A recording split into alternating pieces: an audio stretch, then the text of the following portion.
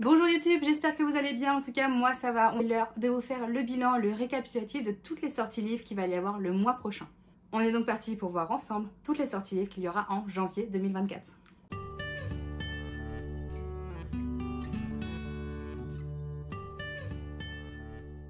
Avant de commencer la vidéo, n'hésitez surtout pas à vous abonner à la chaîne et à activer la cloche, ça vous permettra à vous de ne plus rater aucune des prochaines sorties de vidéos. Aussi, si vous aimez mon contenu, n'hésitez pas à venir me suivre sur TikTok et sur Instagram où je fais un contenu qui est différent et complémentaire à celui-ci. Et enfin, en fonction des livres que je vais vous présenter, n'hésitez surtout pas à me dire en commentaire ceux qui vous tentent le plus et que vous avez le plus envie d'acheter et de découvrir. On est parti! Pour commencer aux éditions Big Bang, on va avoir le premier tome de toute nouvelle saga d'une autrice que j'aime beaucoup, qui est Danielle L. Jensen, avec la sortie de Dark Shore, écrit du coup par Danielle L. Jensen, le premier tome.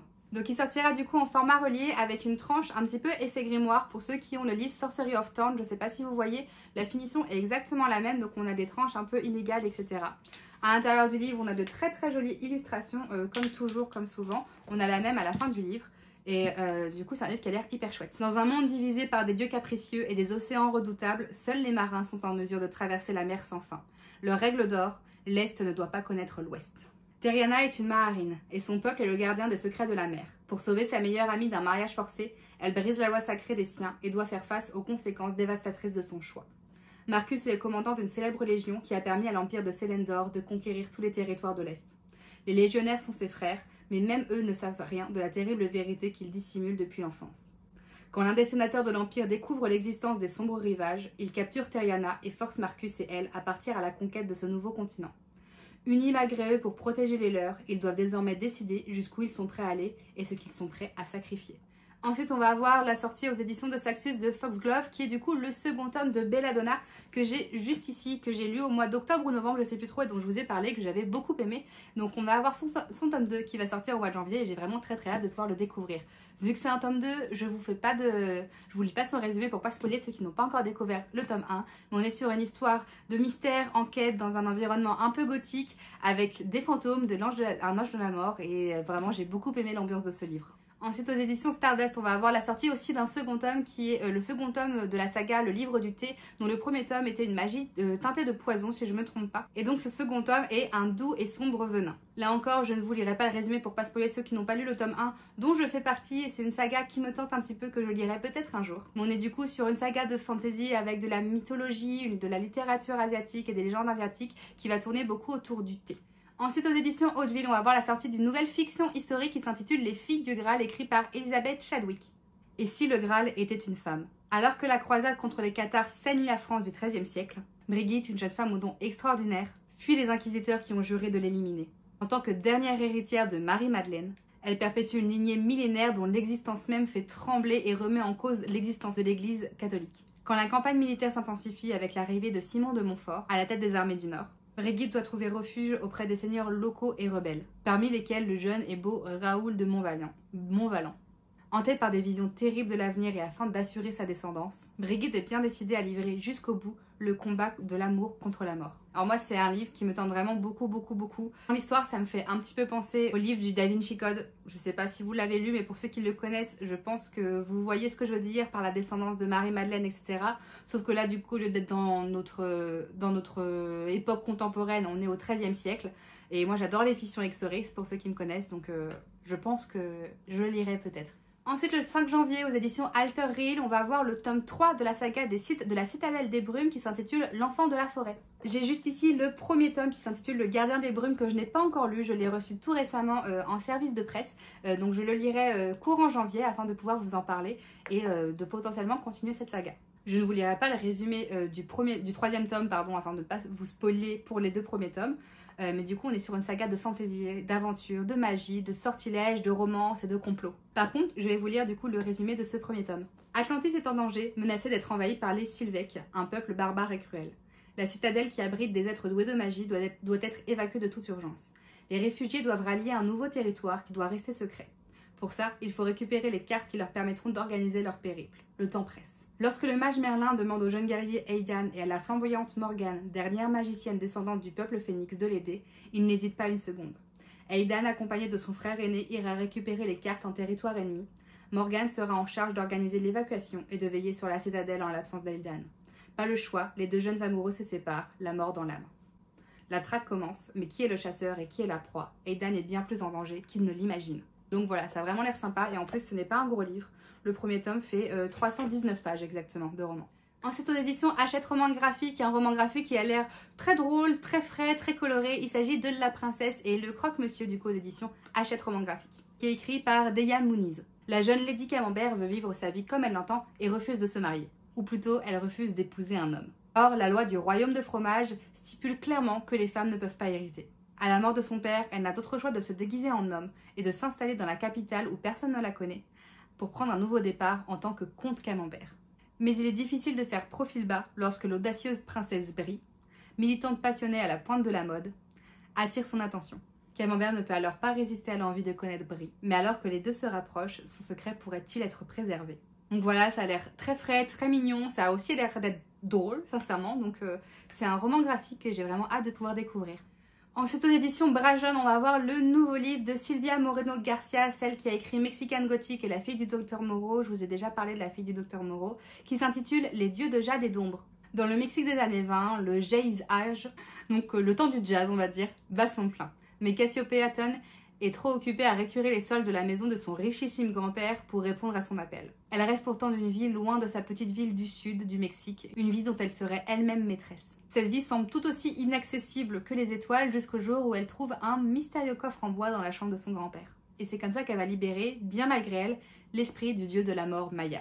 Un dieu qui va lui demander de l'aider à récupérer le trône qui lui a été volé par son traître de frère. Un échec signifierait la mort, mais une réussite permettrait à Cassiopeia de réaliser tous ses rêves. Ensuite, on va avoir de nouveau une suite de saga avec aux éditions Michel Lafon, le Complexe Atlas, qui est du coup le 3e tome de Atlas Six, écrit par Olivier Blake. Ici du coup j'ai le premier tome que j'ai lu, que j'ai beaucoup aimé, je ne possède pas et du coup je n'ai pas encore lu le second tome, mais c'est une saga que j'ai envie de continuer, qu'il faudra que je prenne le temps de m'acheter et de pouvoir continuer à la lire. On est sur une fantaisie urbaine avec la magie mêlée à la science, un côté très mystérieux, bibliothèque d'Alexandrie, Dark Academia, on est vraiment sur un univers très complexe avec un côté contemplatif que moi j'ai beaucoup aimé. On a des secrets, on a de la trahison, on a de la séduction, on a des jeux de pouvoir aussi. On a du voyage dans le temps, on a vraiment plein de choses hyper intéressantes que moi j'adore. Ensuite aux éditions de Saxius, on va voir le premier tome de nouvelle saga que j'attendais de voir traduit depuis très longtemps. Voilà, j'avais vu passer sur les réseaux anglophones et j'avais vraiment très hâte de pouvoir la découvrir.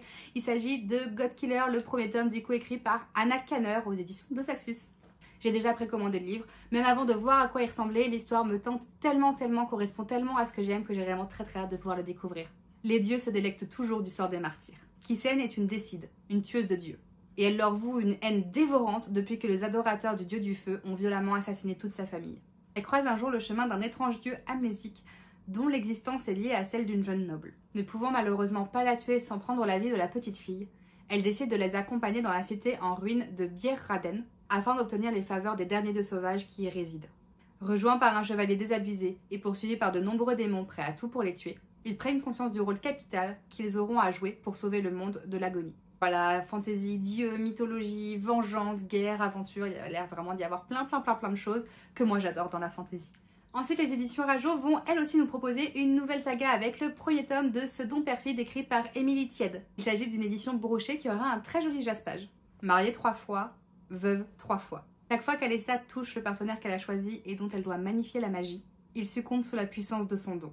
Il faut pourtant qu'elle parvienne à maîtriser son pouvoir et vite, car très bientôt, tous les habitants de Saviero feront face à un fléau démoniaque prêt à tout pour les anéantir. Et c'est elle, la Finestra, que les dieux ont choisi pour défendre l'île. Or, on ne peut y parvenir sans l'aide d'un Fonte. C'est en Italie, donc j'ai envie de dire Fonte. Un partenaire sélectionné parmi les quelques élus doués de magie. De plus en plus, on se défie d'elle. Des rumeurs circulent et sa vie est menacée.